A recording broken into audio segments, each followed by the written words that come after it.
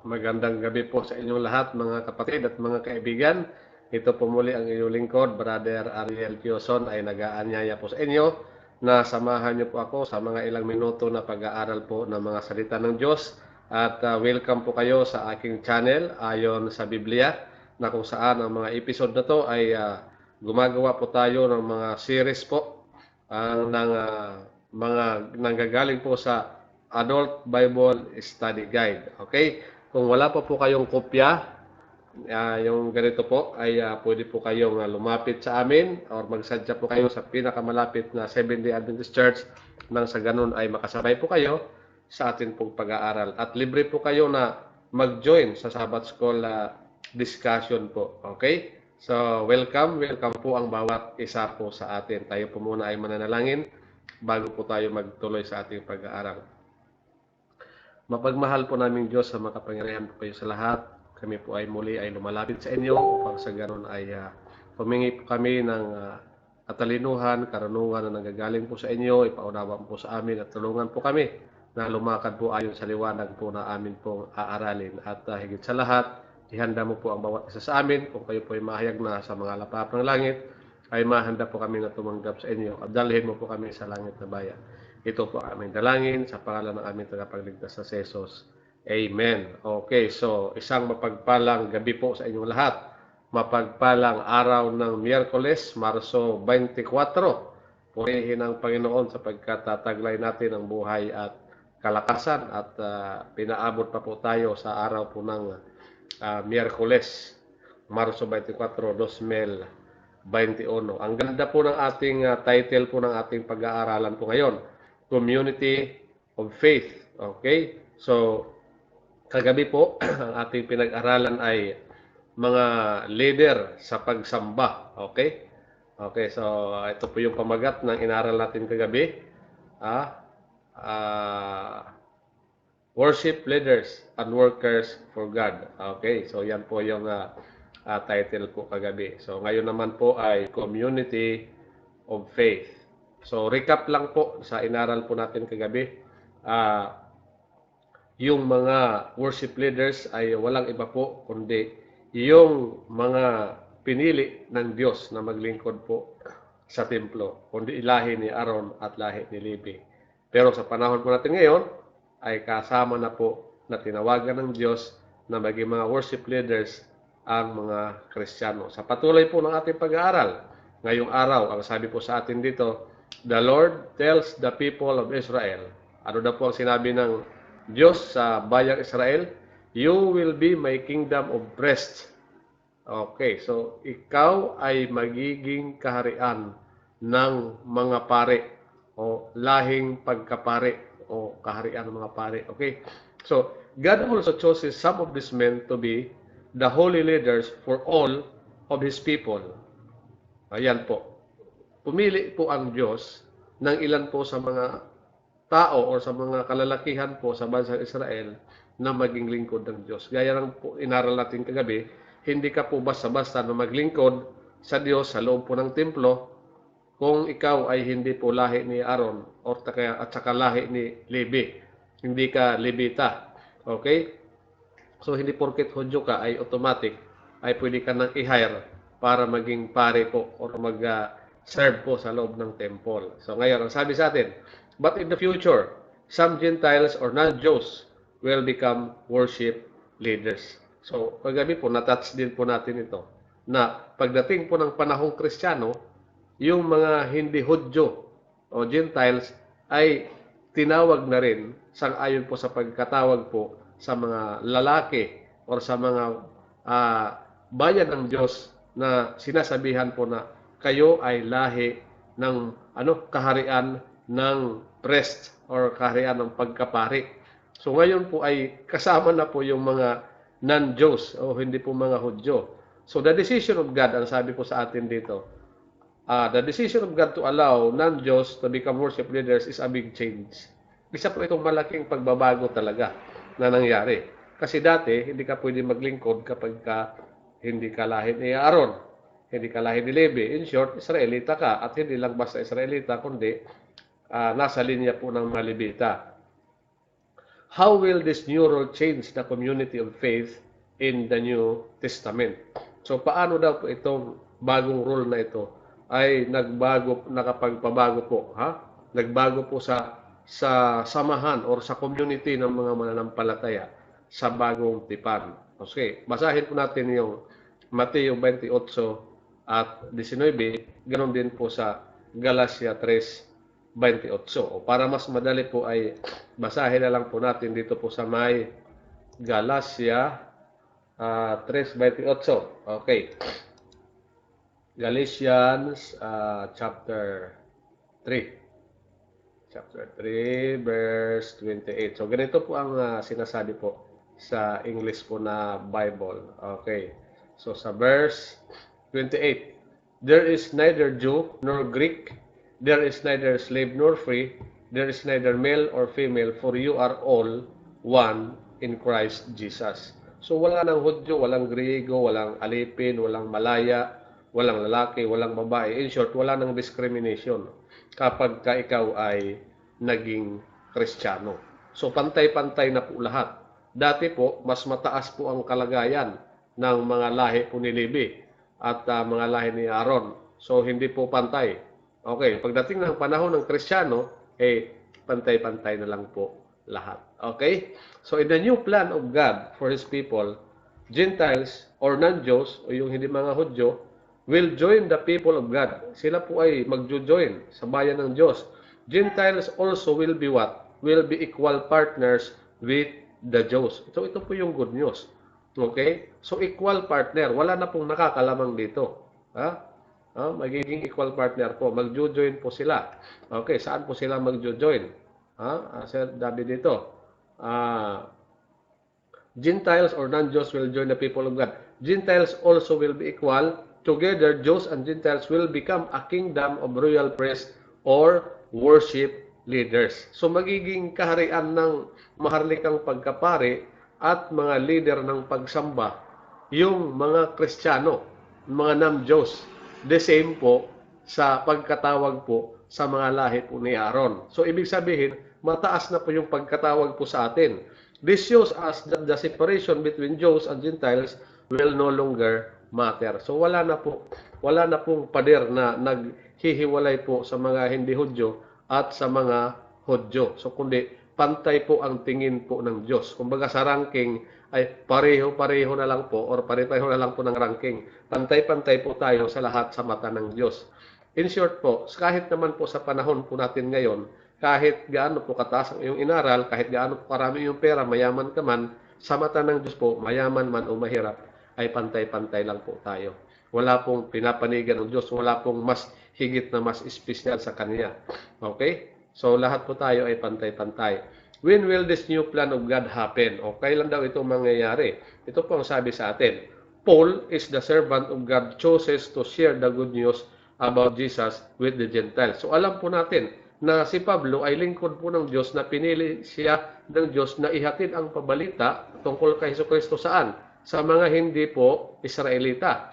Paul announces now in Christ Jesus, it doesn't matter if you are a Jew or a Greek, slave or free, male or female, you are all the same in Christ Jesus. So ito po yung pinahayag ni Pablo. Walang lalaki, walang babae.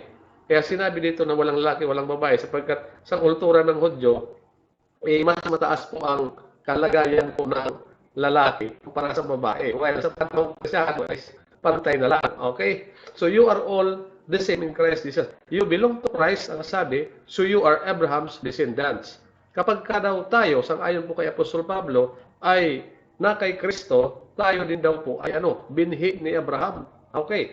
You get all God's blessings because of the promise that God made to Abraham. Okay? So kung ano po yung pangako ng Diyos sa kanyang bayang Israel, ay maaamil din po natin yung pangako ng Diyos sa kanyang bayan, sa kanyang pingakuan tayo sapagkat dahilan po ito sa ating Panginoon Kristo. Dahilan po kay Jesus. You get all the blessings because of the promise that God made to Abraham. Okay, so ang sabi, lahat ng pangako na ibinigay kay Abraham ay magiging kabahagi po tayo doon sa pangako ng Diyos na ibinigay kay Abraham dahil po sa pamamagitan po ng pananampalataya natin sa ating Panginoong Kristo. Ito po ang dahilan. What does this announcement mean for the Gentiles? Ano po ang kahulugan nito sa mga hindi Hudyo? Does their becoming holy leaders mean they can brag or think they are better than the other people? Hindi po. No, ang sabi po dito sa atin. Hindi po nangangahulugan na tayo po ay pwedeng magmataas, magmayabang, sapagkat nalalaman na natin ngayon na tayo po ay naging binhi ni Abraham dahilan po sa pangako. So, nagiging binhi tayo ni Abraham hindi dahilan sa dugo o sa lahi po ng mga Israelita, kundi dahilan po sa pananampalataya natin kay Kristo. Pero hindi pa rin po tayo pwedeng magmataas o magmayabang, sapagkat kung paano po ay pinalo o dinisiplina ng Diyos ang kanyang bayang Israel sa katigasan ng kanilang ulo sa pagtalikod nila sa Diyos at sa kanilang paggawa ng mga kasalanan, ipinahintulot sila na mabihag ng mga bansa na nakapalibot sa kanila, ay sure din po tayo na tayo din po ay paghihigantihan ng Diyos kapag tayo po ay nagmatigas. Okay? Kaya wala po tayong dapat maipagyabang. This announcement is an invitation. Ito po ay paanyaya. God invites the Gentiles to join the Jews in announcing the good news about Jesus. So ito po ay imbitasyon po sa atin.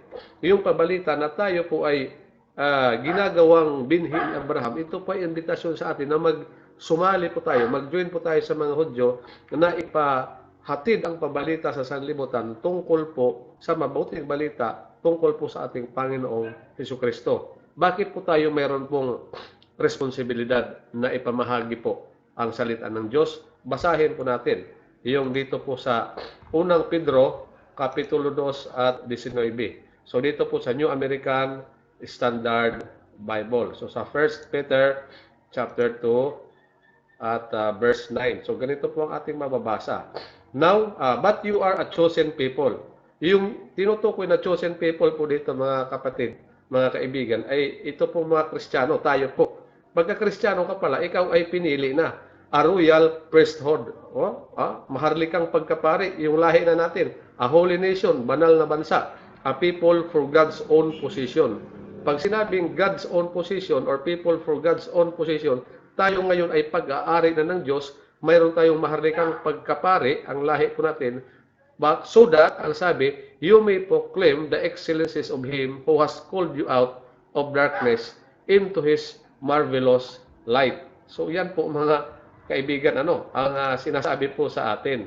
Ngayon, sa Biblia po na Tagalog, ito po ang ating mababasa.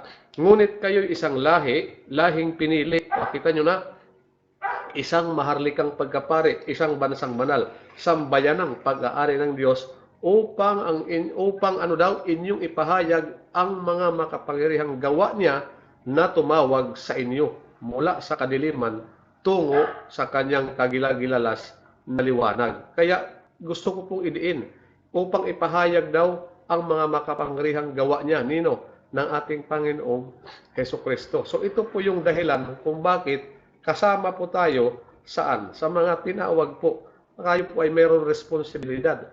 Kung ano po yung responsibilidad ng bansang Israel na kanyang pinili na ipakilala ang tunay na Diyos at ibahagi yung pabalita tungkol sa ating Panginoong Hesukristo, ay siya na rin pong responsibilidad po natin ngayon. Kaya ngayon ang tanong, ikaw ba kaibigan ngayon na nakikinig, ikaw ba ay handang tumugo sa responsibilidad nito ng isang Kristiyano? Kung ikaw ay nag-aangking Kristiyano, ikaw ay meron pong responsibilidad.